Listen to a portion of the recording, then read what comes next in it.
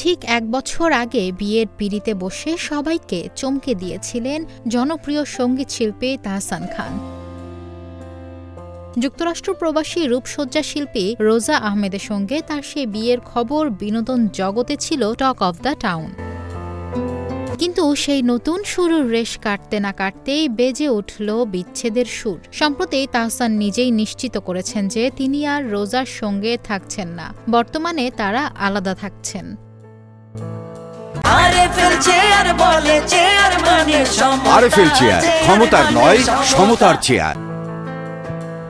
এই খবরে ভক্তদের মনে বিষাদের ছায়া নেমে এলেও অনেকে আশা করেছিলেন হয়তো মান অভিমান শেষে আবার এক হবেন তারা। ভক্তদের এই আশার মূলে ছিল রোজার ইনস্টাগ্রাম প্রোফাইল। বিচ্ছেদের গুঞ্জনের মাঝেও সেখানে শোভা পাচ্ছিল তাহসানের সঙ্গে কাটানো অসংখ্য স্মৃতিময় মুহূর্ত এবং নিজের নামের পাশে থাকা খান পদবি।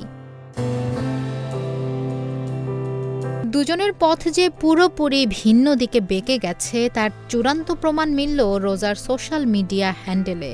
দেখা গেছে নিজের প্রোফাইল থেকে তাহসান সংক্রান্ত সব ছবি ও স্মৃতি মুছে ফেলেছেন রোজা। শুধু তাই নয়, নিজের নামের সঙ্গে যুক্ত করা খান পদবিটিও সরিয়েছেন। প্রসঙ্গত ২০২৫ সালের ৪ জানুয়ারি মাত্র ৪ মাসের পরিচয়ে রোজা আহমেদকে বিয়ে করেছিলেন তাহসান। রোজা পেশায় একজন অভিজ্ঞ মেকআপ আর্টিস্ট। বিয়ের পর সব ঠিকঠাক মনে হলেও কয়েক মাসের মাথায় তাদের মধ্যে দূরত্ব তৈরি হয়। নিশা মাহমুদা, ইন্ডিপেন্ডেন্ট ডিজিটাল।